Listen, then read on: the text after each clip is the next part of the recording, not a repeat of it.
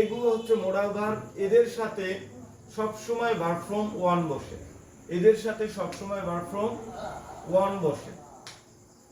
তাহলে আমরা এটা জানি যে মোডাল ভার্বের পরে ভার্ব ফর্ম ওয়ান বসে। মোডাল ভার্বের পরে বি অথবা হ্যাভ থাকবে, বি অথবা হ্যাভ থাকবে, তাহলে ভার্ব ফর্ম থ্রি বসে, তাহলে ভার্ব ফর্ম থ্রি বসে।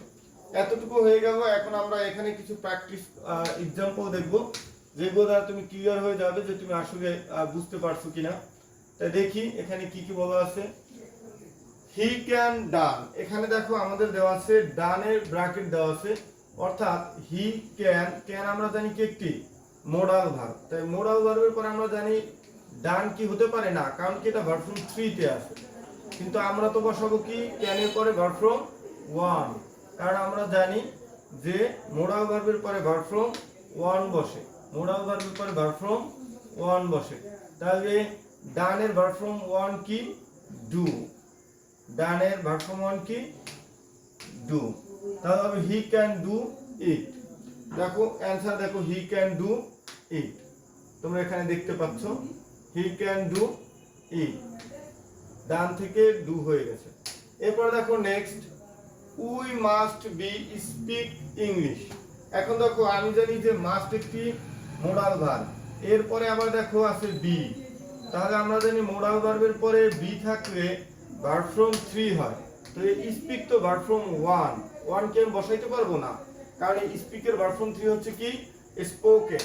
তাহলে দেখো উই মাস্ট বি স্পিক থেকে হয়ে গেছে spoken, we must be spoken. Clear? এরপরে দেখো নেক্সট আমরা দেখি দে, এখানে they will have go to school. আচ্ছা এখন দেখো দে উইল হ্যাভ গো, আমরা জানি উই একটি মোডাল ভার্ব, এরপরে আছে কি হ্যাভ, এরপর আছে কি হ্যাভ আছে, একটু দেখিয়ে দিচ্ছি। আমরা জানি উই একটি মোডাল ভার্ব এবং মোডাল ভার্বের পরে আছে কি হ্যাভ আছে, মোডাল ভার্বের সাথে কি আছে হ্যাভ আছে। তাহলে উই এর সাথে হ্যাভ থাকলে আমরা জানি ভার্ব ফর্ম কি হয় গো হয় না, এখানে 3 হবে, এটা ভার্ব ফর্ম 3 হবে, এটা ভার্ব ফর্ম 3 হবে। তাহলে এটাকে আমরা মুছে ফেলি, এখানে আমরা ভার্ব ফর্ম 3 দেব, গো ওয়েন্ট গন, নিচে উত্তর দেওয়া আছে আমরা দেখতে পাচ্ছি, এখানে লিখে দিচ্ছি গন, আমি অন্য কালারে লিখে দিচ্ছি গন, দে উইল হ্যাভ গন হবে। তো প্রিয় শিক্ষার্থী এরপরে দেখি আমাদের পরবর্তীতে কি আছে, উই শুড এট ফিশ। আচ্ছা আমরা উই শুড এট ফিশ। এখন দেখো এখানে শুড আছে, শুড একটি কি মোডাল ভার্ব, শুড একটি কি মোডাল ভার্ব। তাই মোডাল ভার্বের পরে আমরা জানি কি যে মোডাল ভার্বের পরে ভার্ব ফর্ম 1 বসে, কিন্তু এট তো ভার্ব ফর্ম 2, কারণ এটার ভার্ব ফর্ম 1 হচ্ছে ইট, এটার ভার্ব ফর্ম 1 হচ্ছে ইট। তাই modal verb plus verb form 1, যদি এখানে শুডের পর বি অথবা হ্যাভ থাকতো তাহলে আমরা ভার্ব ফর্ম 3 দিতাম ইটেন। এরপর নেক্সট দেখি we can play, we can play. দেখো ইডি যুক্ত ভার্ব সবসময় ভার্ব ফর্ম 2 অথবা 3 হয় আমরা জানি, তো এটা ভার্ব ফর্ম এখানে যেটা আছে আমাদের ক্যান হচ্ছে মোডাল ভার্ব, মোডাল ভার্বের পরে ভার্ব ফর্ম 2 অথবা 3 কোনোটাই হতে পারে না, হতে পারে কি ভার্ব ফর্ম 1, তাহলে 1 কি ইডিটা বাদ যাবে,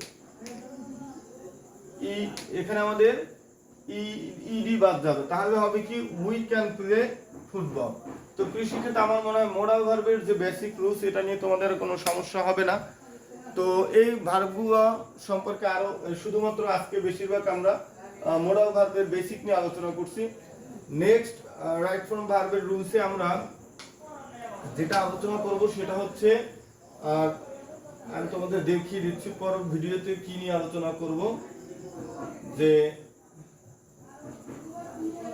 যদি সেন্টেন্সের ব্র্যাকেটের মাঝে বি থাকে হ্যাভ থাকে তাহলে হ্যাভাস বলবে, এটা সম্পর্কে বিস্তারিত আলোচনা করব নেক্সট ভিডিও। সেই ভিডিওর অপেক্ষায় থাকো। আল্লাহ হাফেজ।